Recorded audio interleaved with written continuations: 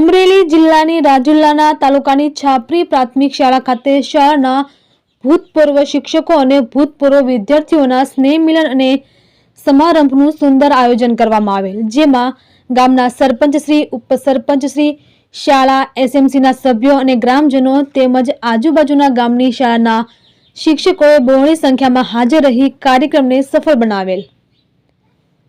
ભૂતપૂર્વ શિક્ષકોના સામૈયા સાથે કાર્યક્રમની શરૂઆત કરાતા વિદ્યાર્થીઓ દ્વારા જુદી જુદી સાંસ્કૃતિક કૃતિઓ રજૂ કરાઈ હતી।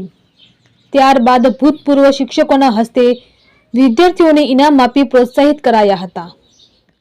આ કાર્યક્રમમાં ભૂતપૂર્વ શિક્ષકો અને ભૂતપૂર્વ વિદ્યાર્થીઓ દ્વારા શાળાના વિકાસ માટે એક મોટું ઝેરોક્સ મશીન અને એક મોટી માઇક સિસ્ટમ શાળાને ભેટ આપી સરાહનીય કાર્ય કર્યું હતું। જ્યારે ભીખુભાઈ દેવગાણિયા અને ભદ્રાબેને શિક્ષકની ભૂમિકા અને ગુરુ શિષ્ય વચ્ચેના સંબંધોનો ઉલ્લેખ કરી પ્રાસંગિક પ્રવચન આપી કાર્યક્રમની શોભા વધારેલ।